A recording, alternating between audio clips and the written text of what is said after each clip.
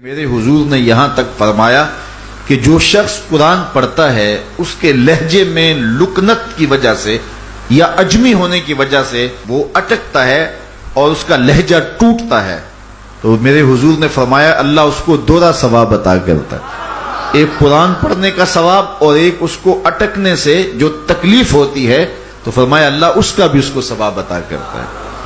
اور فرمایا یہ وہ پاکیزہ کتاب ہے کہ اگر تمہارا رب سے باتیں کرنے کو جی چاہے تو قرآن کھول کے بیٹھ جاؤ، یہ رب سے ہم کلام ہونا ہے، یہ اپنے رب سے گفتگو کرنی ہے۔ میرے حضور نے فرمایا کہ قرآن اللہ کی وہ لٹکتی ہوئی رسی ہے جس کا ایک سرا تمہارے ہاتھ میں ہے، دوسرا سرا تمہارے رب کے ہاتھ میں۔ تو خوش نصیب ہیں وہ لوگ جو اس کتاب کے ساتھ جڑ جاتے ہیں، اور وہ دھرتی، وہ مقام، وہ جگہیں فیروز بخت ہیں کہ جہاں قرآن مجید کی تلاوت ہوتی ہے۔ گھروں کو قبرستان نہ بناؤ، گھروں میں نوافل ادا کرو اور قرآن مجید کی تلاوت سے اپنے گھروں کو آباد کرو۔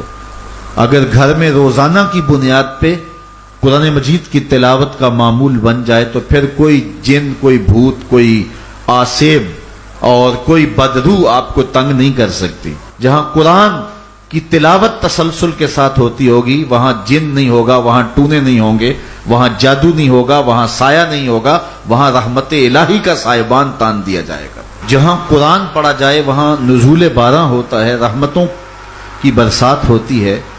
اور پھر اگر یہ جگہ اللہ کا گھر ہو، مسجد ہو، تو پھر تو دوہری برکت ہو جائے گی نا۔ وہ میاں صاحب نے کہا تھا نا کہ دودھ اندر جے کھانڈ رلائیے تے مزہ ہو جاوے دونا، کہ دودھ خود بھی میٹھا ہوتا ہے، اس کے اندر اگر چینی بھی شامل کر لی جائے۔ یہ روشنیوں کا منبع ہے، یہ مصدر ہے اجالوں کا۔ اس کتاب سے اتنی روشنیاں پھوٹتی ہیں کہ زندگی کے سارے اندھیرے ختم کیے جا سکتے ہیں۔ یہ طمانیت قلب کا سبب بھی ہے، یہ روح کے اجالوں کا سبب بھی ہے، یہ کتاب زندگی ہے، کتاب حیات ہے۔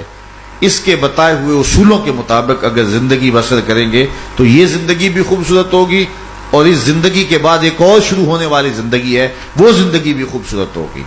قرآن قبر میں چراغاں کرے گا، قبر میں روشنیاں دے گا، قبر میں اجالا کرے گا۔ اس کتاب کے اندر ایسے ایسے شفا کے نسخے رکھے گئے ہیں کہ ہماری زندگی کے روز مرہ مسائل کا حل ہے۔ مثال کے طور پہ آج کل ہر بندہ معاشی طور پہ پریشان ہے، تو سورہ واقعہ صرف 3 رکوعوں پر مشتمل ہے۔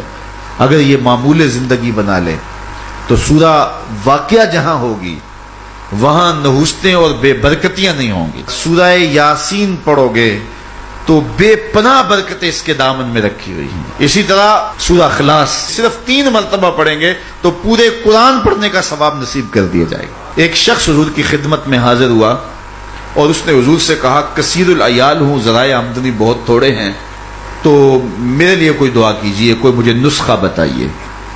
تو آقا کریم نے اس کو جو نسخہ بتایا سنا، فرمایا جب گھر جائے تو گھر والوں کو السلام علیکم کہہ دیا کرو۔ یہ کتنا سوکھا نسخہ ہے اور کتنا اچھا وظیفہ ہے، گھر والے بھی خوش، اللہ رسول بھی خوش۔ اس کے بعد ایک مرتبہ سورہ اخلاص پڑھ لیا کرو، غربت توڑ نسخہ۔ جب بھی گھر جاؤ السلام علیکم، اس کے بعد ایک مرتبہ سورہ اخلاص۔ اور میرے حضور نے فرمایا کبھی ایسا ہو کہ تو گھر جائے، گھر میں کوئی بھی موجود نہ ہو، تو فرمایا عمل چھوڑنا نہیں، فسلم علیہ، پھر مجھے سلام کہہ دینا۔ وہ اپنے نام لیواؤں کو تنہا چھوڑتے کب ہیں، جہاں ہم دم نہ ہو کوئی وہاں سرکار ہوتے۔ وہ کہتے ہیں میں عمل شروع کر دیا، گھر جاتا السلام علیکم، اس کے بعد السلام علیکم کے بعد میں سورہ اخلاص ایک بار پڑھ دیتا۔ اس عمل کی برکت سے میں نے تو امیر ہونا ہی ہونا تھا، میرے ہمسائے بھی امیر ہو گئے، میرے ہمسائے بھی امیر ہو گئے۔ تو قرآن کو اپنی زندگی میں بسا لو، قرآن کو شامل کر لو، دنیا بھی سورے گی، قبر بھی سورے گی، نزا کا عالم بھی سورے گا، حشر میں بھی اجالے ہوں گے، جنت کی بہاریں بھی نصیب ہوں گی، اور رسول اللہ کا ساتھ نصیب ہوگا۔ تو اس کتاب سے جڑو، اس کو ورق ورق پڑھو، اس کو حرف حرف پڑھو، اس کو رکوع رکوع پڑھو، اس کا ایک ایک آیت ممکن ہو تو ایک ایک آیت روز پڑھ لو، اور اس کو ترجمے اور تفسیر کے ساتھ، توضیح کے ساتھ، شان نزول کے ساتھ اس کتاب اللہ کی تلاوت کا معمول بناؤ۔